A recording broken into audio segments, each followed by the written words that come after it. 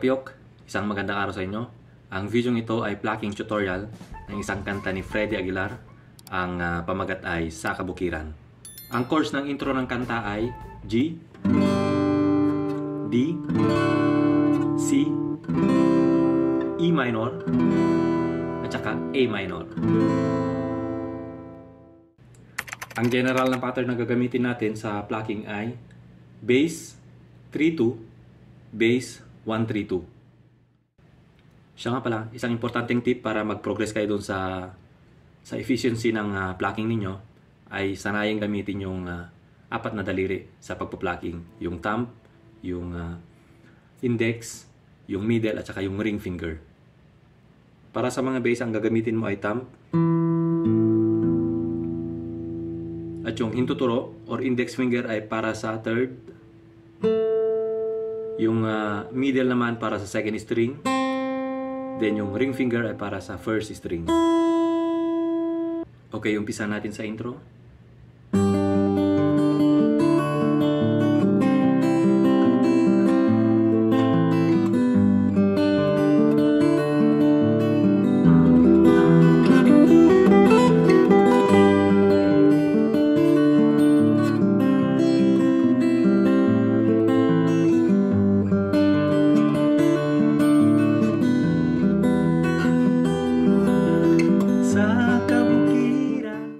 Ang unang chord ay chord G.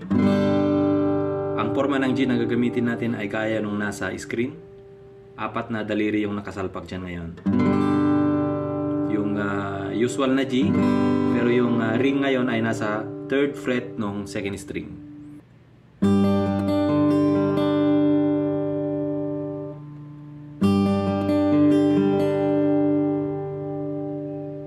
At kung paano gawin yan ay ganito. Sabay ang bass at saka yung first string sa 3rd fret. Then punta ka ng 2nd string, 3rd string, balik ng 2nd string, punta ng alternate bass sa string number 4, open, balik ng 1st string, 3rd string, at ang last ay 2nd string.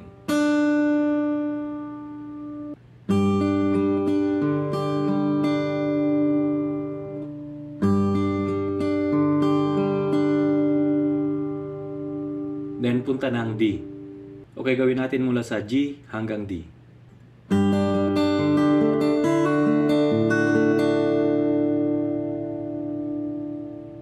Doon sa D,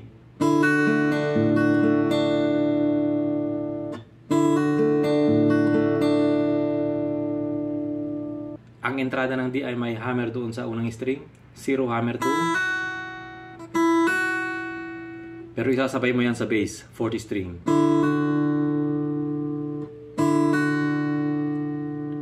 Then punta ka ng 3rd string, 2nd string, alternate bass dun sa 5th string, balik ka ng 1st string, 3rd string, then last ay 2nd string.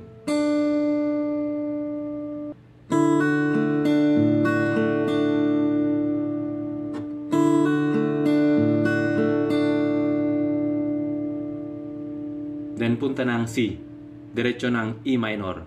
Okay, gawin natin mula sa G hanggang E minor.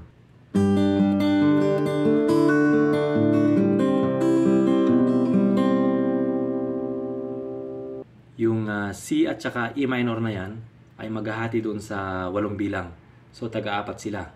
Gawin natin.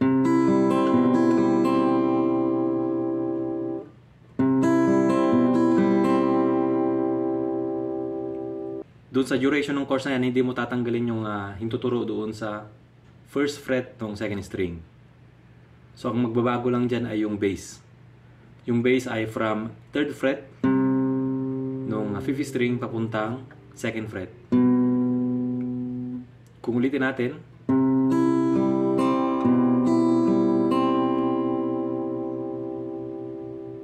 ang umpisa niyan ay sa bass ng C. Punta ka ng 1st string, then 3rd string, 2nd string.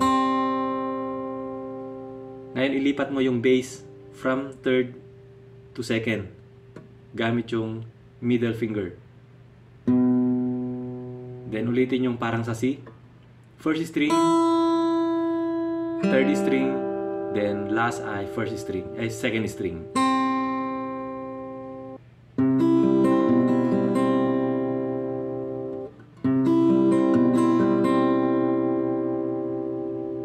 Then punta na ang A minor.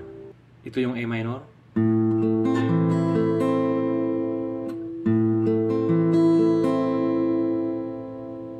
Kung paano gawin yan ay ganito. Yung unang bass ng A minor ay sa 5th string open. Then punta ka ng 3rd string, 2nd string. Balik ka ng bass pero alternate bass sa 4th string. Punta ka ng 1st string, 3rd string, then 2nd string.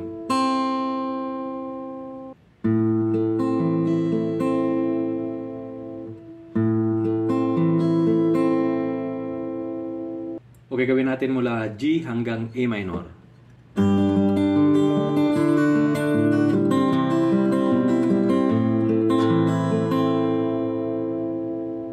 Pagkatapos ng A minor ay balik tayo sa G chord. Yung forma ng G na yan ay pareho lang din dun sa unang G na ginawa natin.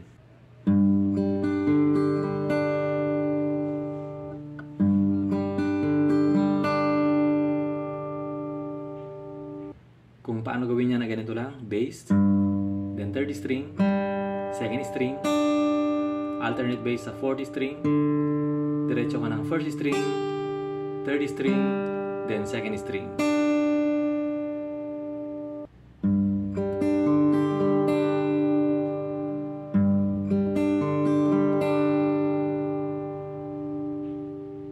Pagkatapos ng G ay punta tayo ng D chord ulit. Yung D na yan ay parehas na parehas doon sa unang D na ginawa na natin. May hammer.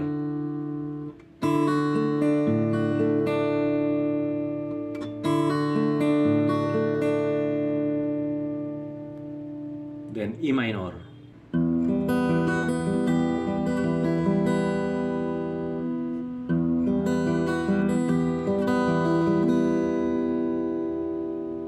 Sa E minor, kahit yung 4th string lang ang ipipress mo sa 2nd fret. Kasi yung 5th string hindi naman nagagamitin yan. Yung unang E minor at saka yung pangalawang E minor may konting pagkakaiba doon sa position ng 1st string. Kasi doon sa unang E minor, kailangan mong i-press yung hinlilit doon sa 2nd fret ng 1st string. Then pagdating ng pangalawang E minor, ililipat mo yan sa 3rd fret. Yung hinlilit na yan, from 2nd to 3rd.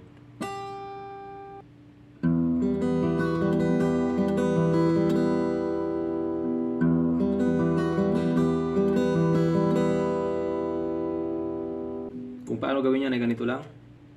Bass, 6th string, open. Then punta ka ng 3rd string, 2nd string, alternate bass sa 4th string, nakapress sa 2nd fret. Diretso ng 1st string, pero yung hinliliit nakapress doon sa 2nd fret. Then balik ng 3rd string, 2nd string. Ngayon, pagdating ng pangalawang E minor na yan, ililipat mo yung hinlilit doon sa 3rd fret ng 1st string at magsasabay yan sa bass. Then gaya ng unang E minor, 3rd string, 2nd string, 2nd bass doon sa 4th string, then balik doon sa 1st string. This time, yung hinliliit na previously na sa 3rd fret ay open na yan. So open yung 1st string, balik ng 3rd string, 2nd string.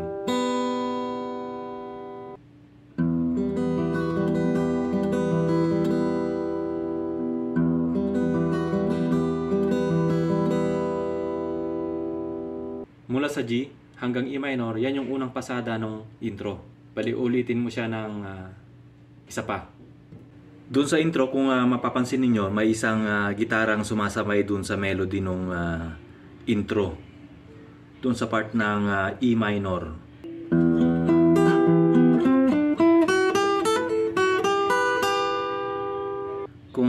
paano gawin yan ay ganito lang. Ang una, magporma kang E minor dun sa higher fret sa pang-pito. 1, 2, 3, 4, 5, 6, 7. 7th fret, magpormang E minor ka. Open yung 60 string. Okay?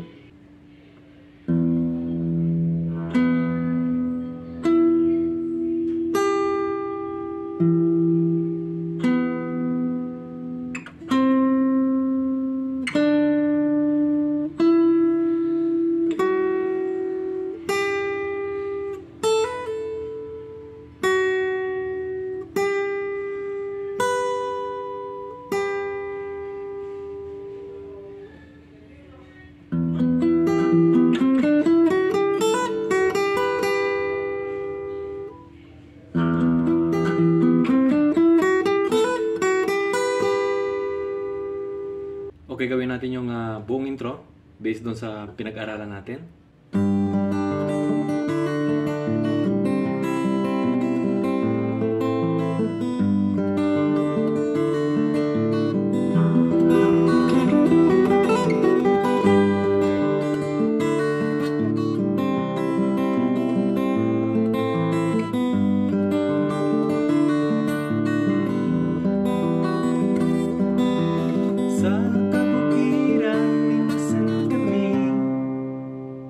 Okay, pagkatapos ng intro, pasok naman ang unang verse at susundan ng second verse, then chorus.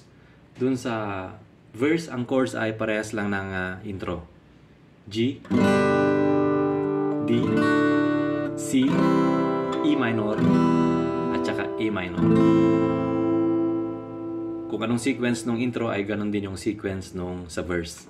At ang pattern na gagamitin ay yung bass, 3-2, bass, 1-3-2. Dito sa verse, kung mapapansin niyo yung hammer dun sa chord D ay wala na. Hindi gaya ng intro. Pero nasa inyo yan kung gusto nyo gamitin yung hammer nung D chord.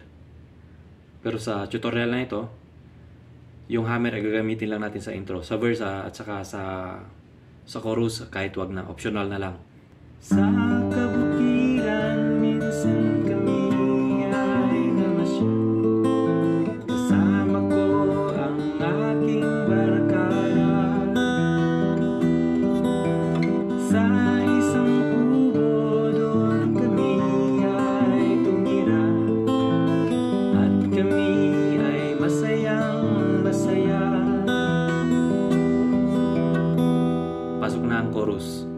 pagdating ng chorus, yung sequence ng chords ay medyo mag-iba. Ang umpisa ng chords ay sa C. Then the rest of the chords are D, G, E minor, at saka A minor. Yung pattern ng strings ay pareho lang din. Bass 3-2, bass 1-3-2. Pagkagising mo sa umaga ay maririnig mga ibon.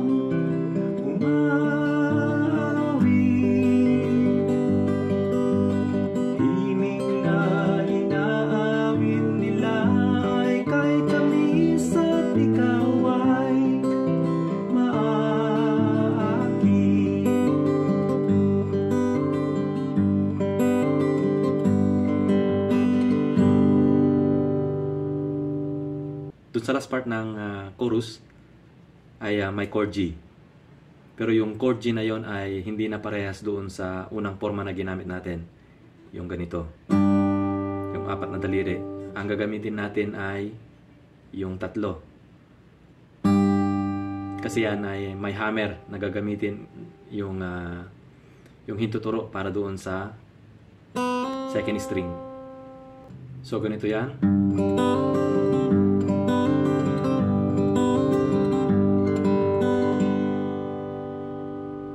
Pagkatapos ng chorus, yung the rest ng kanta ay pareho lang din dun sa mga naunang verses. Kaya madali na lang. Pagdating naman dun sa exit ng kanta, yung exit ng kanta ay galing sa last line ng chorus. Himig na inaawit nila ay kay tamis at ikaw ay maaakin.